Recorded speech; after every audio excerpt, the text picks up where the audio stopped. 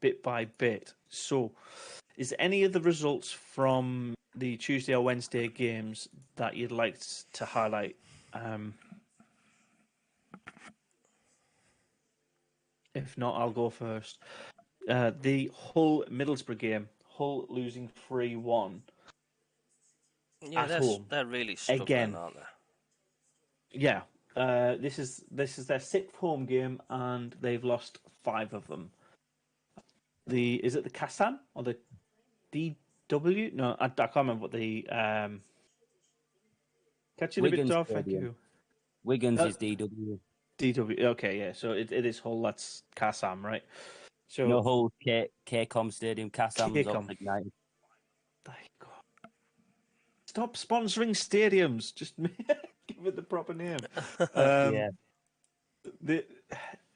Their fortress is no longer, right? I know Hull fans have had a bit of a. So at the start of the season, go on, mate. It's a weird season for Hull, isn't it? They've been a bit up and down, haven't they?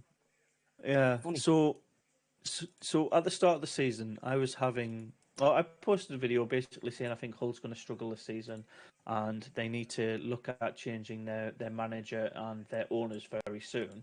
And then this Hull fan just basically says you're chatting shit because we've had a new manager, we've had a new gaffer, and we've got a new owner in place. What are you talking about? And I think the proof is in the pudding with what I've said. 3 months down the line, look where they're at, and how many of their fans are now saying, "We need a new gaffer, we need a new owner, we need some investment in the club, otherwise we're going down." Just because they've just changed their manager or the owner, we're prime example of having shit owners and saying this is not good enough. Yeah. I don't know why when you apply that logic to another team and say you're getting worried for them, you get all of this like vitriol of you being saying you're just biased against us. It's really not. It's what you see, right? Yeah. This person, these people in charge at Hull at the moment don't know what they're doing, and it's very clear and obvious. But I think that Hull fan should apologise to you and say, "Oh yeah, he should absolutely." he needs to put his arms up and say, "Look, I'm wrong." Yeah, Or I was wrong. exactly. No. But with that in mind, flipping it back onto the Sunderland perspective, do you think the KFD situation has resolved itself now that we're starting to settle into this championship season, or do you think he still needs to take the full ownership of the club on, buy the shares out, and then heavily invest in the transfer window? What's your thoughts on us in that similar scenario? Because I'm not as worried as I would be if I was a Hull fan or a West Brom fan. No. But I'm still, yeah. I'm a bit of both. It's like, I think on both sides, it's like I do want to see Dreyfus take full control, but on the other hand, I do think they're starting to feel a bit more settled in the championship, But What was your thoughts, TJ, as well? About them taking over outright? Yeah. Yeah, Do you think our ownership situation needs to be like? Do we need to be sold on again? Do we need a new head of football or whatever it's called, director of football, Speakman? That whole how we're currently infrastructure wise, I think we're on a nice little plateau. I know What Sam do and you think we Pants has need? gone, but I do think Stewart needs to be gone outright, definitely, for survive this season. I'm certainly not, like I say, I'm not panicking as what I was before the season. Obviously, it's a long way to go, but I would like to see Dreyfus or outright owner. I've never been a fan of this. I'll own this, and you can own some of that, and you can own some of this, and I'd just like to have The consortium aspects of Yeah, clubs. I've never been a fan of that, but that's just my opinion. I mean, just never been a fan. Is that also is that the way the football world is going though? Because of how expensive some clubs are becoming, can you imagine teams like I don't know Chelsea, Spurs, Arsenal, Man City, all the big boys being owned in consortiums? Because I can't. You got to look. Actually, our rivals Newcastle, they're owned by one business, one owner, and that is helping them out massively this season because they're getting heavy investment. They're getting money pumped in, and it's working because they're bringing in quality. The That could happen with consortium. Sunderland. That could It happen could. with us if we had Dreyfus. It could happen with us if we had that one owner. It's the extra fingers in the pie, or the cooks in the broth, or whatever analogy you want to use. There's too many people having their say because it is a huge financial investment from these owners that are not really getting enough of their money back, enough say for their money. So yeah, I think long term, I am worried. In the short term, I think it's purely about how well we perform with what we've got in front of us. What do we need in the transfer window? Who do we need in the transfer window? And will we actually get good investment for the people that we need? I do think we definitely need to strengthen up front. That's without a shadow of a doubt. Because I mean, we'll get more injuries up front. We'll definitely do that. Defence, I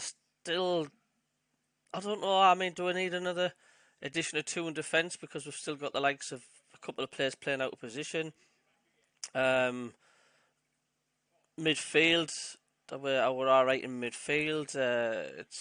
It's not too bad, I don't think, midfield wise, but I definitely think firepower. Maybe it's another. I don't know. Do we need another goalkeeper? We've got Bass involved, who scored a quality header against the Mags the other night, but He's not seasoned yet, though, is he? no, he's not. That's the thing. I don't know. I mean, We've got what a lot of investment in youth. What do you reckon? I mean, do you think our defence is not bad, or do you think we could do with a couple of additions at the back? So, yeah, defensively, we need more players. We've got. If you look on the Sunderland website right now, look at our first team players. We have 7 named defenders. If you have a 4 at the back system and you want to rotate every player at the back in that system week in, week out, we can't do that. Or game in, game out, sorry. Because we haven't got 2 left backs, 2 right backs, and 4 centre backs or 5 centre backs. We've just got 7. We've pretty much got 6 centre backs and 1 wing back. That's it. You've got Niall Huggins, Dennis Serkin, Daniel Bollard, Danny Bath, Bailey Wright, Try Hume, and Aji Alessi. With the exception of Try Hume, they're all centre backs, right? So yes, if we're moving away from the 3 at the back system, we do need a left and right back, a dedicated left and right back. And again, looking at the players in the forward position on the Sunderland website, we actually have more than we think. We have Ellis Sims, Ross Stewart, Ahmad, and Jewison Bennett. They're named and listed as our forward players. Mm-hmm. But Ahmad's not been playing as the striker when we've been without Sims and Stewart. Bennett's come on and played as striker, but I think he needs a bit more game time before he becomes that creative goal scorer that we know he can become. So yeah. I think defensively, mate, we need more defenders, but I think we need to focus more on strikers. Midfield, we're stacked. We've got 12 midfielders, and they can play anywhere. What's your thoughts, Jacob, mate? Probably somewhat similar to you, really. In terms of what? The defenders, the strikers, which way are you leaning? I don't know. Maybe a few more strikers, but still go for some defenders as well. I mean, I would like Semenyo's a player I'd like, but I'm not sure if he'd come to us because he's doing fairly well at Bristol City. But you never know. Because I mean, he did do well at Sunderland, but unfortunately, stupid Phil Parkinson didn't give him a lot of game time. That was a problem. Yeah, are you talking about the? Are you talking about the previous player curse there? Because for the first time in, I gotta say, like, at least 2 seasons, we actually had a former Huddersfield player play for us in that game and score a goal. That's gotta be nice. Yeah. Pritchard getting a goal against his former team and doing his ears in the shush celebration. Huddersfield fans were proper they were doing the wanker sign and all saying fuck off, because I've been seeing Huddersfield fans, for the vlogging the game and that, and Yeah. they were not happy. Oh God. We weren't that bad, or we weren't that hostile to Maguire when he scored his hat-trick against us. Not really. We didn't do it when White scored against us either. I mean, there might have been a couple of fans here and there, but like as a collective of fans, it was generally quite civil from someone's perspective. Or last season when Flanagan scored against us, for Shrewsbury. Mm-hmm. Oh yeah, I believe we ended up winning, didn't we? Were it 3-2 Sunderland or something like that? Yeah, but I think we'd have a little bit of a. It's about the karma's coming back and it's helping us out finally. Yeah. So, what should we move on to the predictions for the upcoming matches, don't we now? Preston's just taken the lead against Reading. Preston have took the lead against Reading. Yep. So let me just load this up. I said Reading were going to win this one 2-1. Jacob? I said 2-1 Preston. And what were you saying, DJ, before the game started? I don't think I've put any predictions in, have I? No, but we can run through them now. I'm going to go for a 3-0 Preston win for this one. Really? Are you? I'm guessing you're watching the game on the iFollow. Are they? No, it's on Sky. Oh, it's on Sky. Oh, there you go. Looking at the stats, mate, it looks very, very cagey. There's been 7 shots in 47 minutes, and only one of them been on target, and that's the Preston one. Yeah, Shed Evans has just scored. Yeah. Ched Evans. Wait. Oh no, I thought he was the one that lost his tooth, Evans, but I think that was Brown. It was Brown, yeah, and that was Blackpool. No, it was Preston, where the player lost his. Yeah, it was Preston. Oh, yeah, it was a 0-0 draw. I know that. Yeah. Moving on tomorrow, there is an early kick-off between two really strong teams, Sheffield United and league leaders Burnley. I went for a 1-1 draw because obviously I think they're both really good quality teams recently in the Premier League. Both of them have played each other quite a lot over the last couple of seasons. So, yeah, 1-1 draw. Jacob? Sheffield United and Burnley, I'm going for a 2-2 draw. Perfect. And what are you going for, DJ? That's 12:30 tomorrow. 2-0 Burnley. An away win? Yep. Okay. Fair enough. And it's going to be a good game. Yeah, I agree with that. And obviously, I think with current form factor into account, Burnley are obviously leading it on paper, but football is very, very rarely ever played on paper. But then the next game up is Blackburn Rovers against Huddersfield, and I think I've went with the paper option, the form option, 2-0 Blackburn, because Huddersfield I don't think will offer anything away from home, especially against a team like Blackburn. What are you going for, Jacob? 4-0 Blackburn. The form guide's dictating that one. What about you, DJ? I think Huddersfield will score first, and then full-time score be 3-1 to Blackburn. Nice. I like the idea of them scoring because they didn't look that poor against us, did they? They looked like they could do it, but they just weren't in it on the day. The next game up is Blackpool versus Luton Town. This one I've gone for a 0-0 draw. I just don't think either of these teams will give that much of a shit about this game. Blackpool might want to get a couple of extra points to stay away from that bottom 3, but I think there's ultimately much worse teams in that bottom half of the table, and point will be enough for them. So yeah, KG 0-0. Jacob?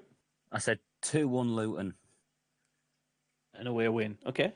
Yeah, they're still doing well, Luton, at the minute, and I think they might carry on that good form. Fair enough. Good prediction. We'll see what happens at the end of the final 90 tomorrow. What are you saying, DJ? 0-0. Same as me. Yeah, I can. There's Did I convince you? Yep, sort of. Did I convince you on that No, one? I just agree. Agreed. Okay. Then game 5 of the weekend is Middlesbrough versus Bristol City. Whew. Where do we start with this one? Middlesbrough beating Hull 3-1, surprise result. Bristol City losing. So you think, Middlesbrough should be winning. The momentum's in their favour.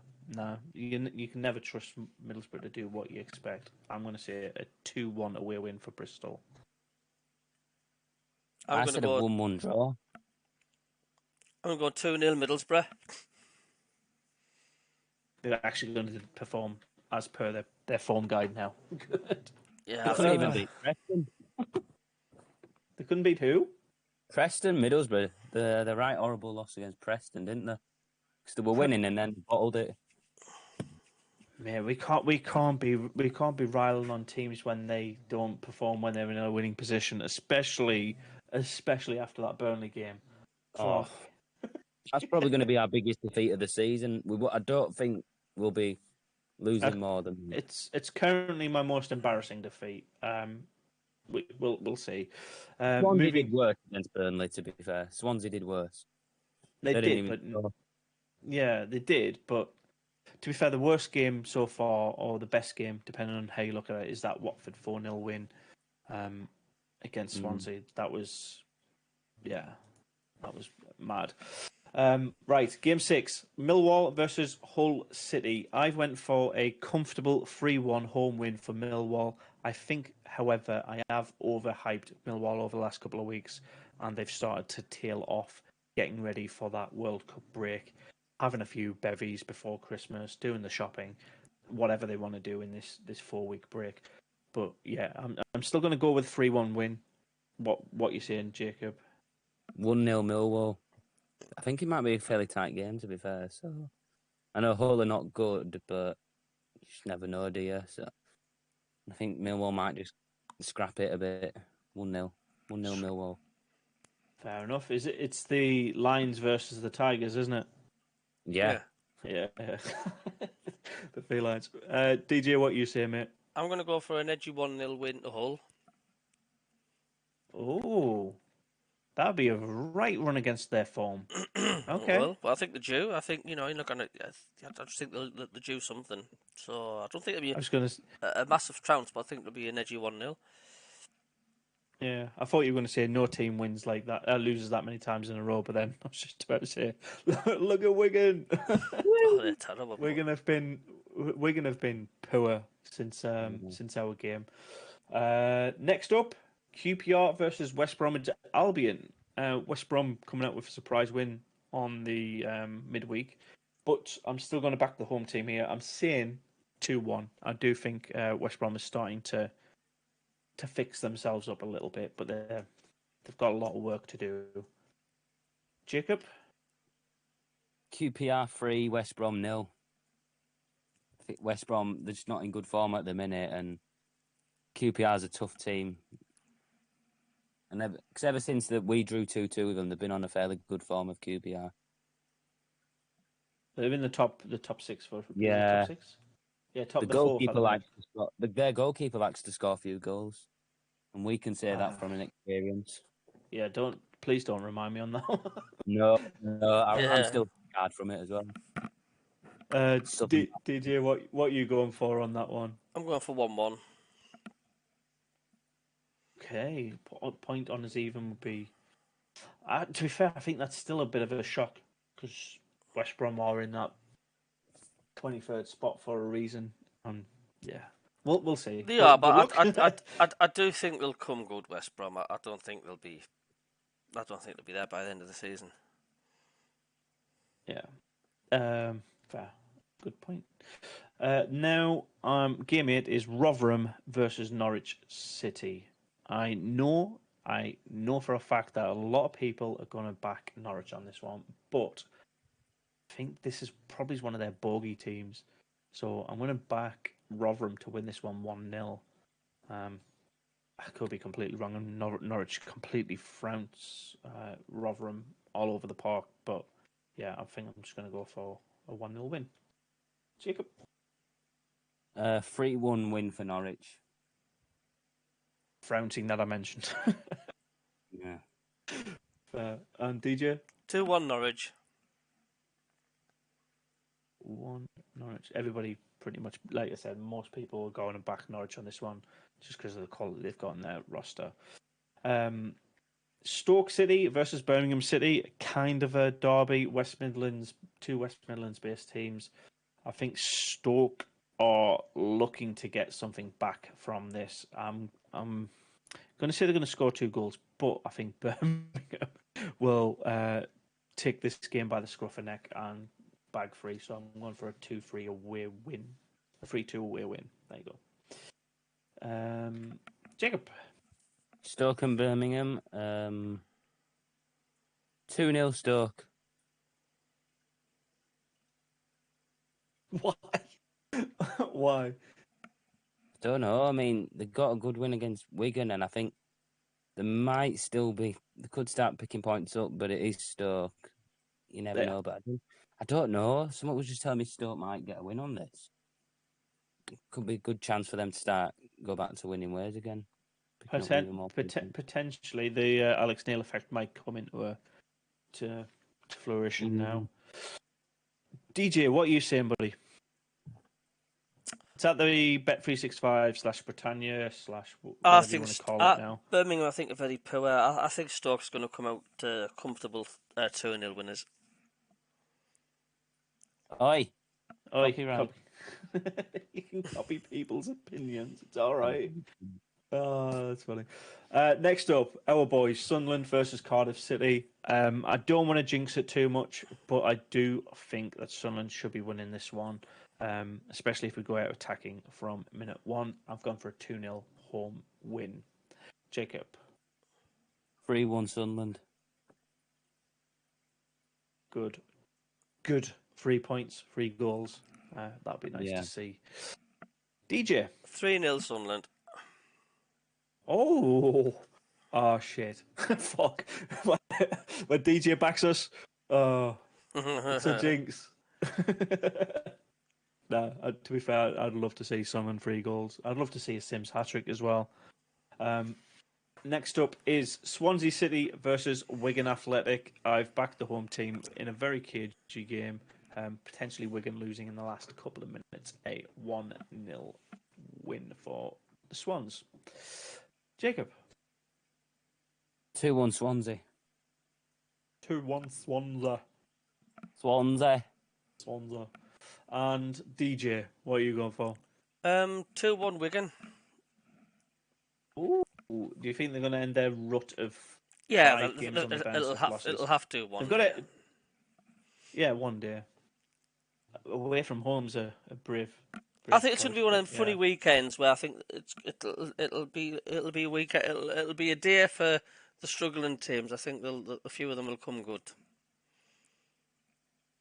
Cool. I like the idea of that. Make the league a little bit more tight, even though it's already like. I hope not. I mean, I hope they get trounced and we get a win and we pull even further away. But it's just a funny league, the Championship.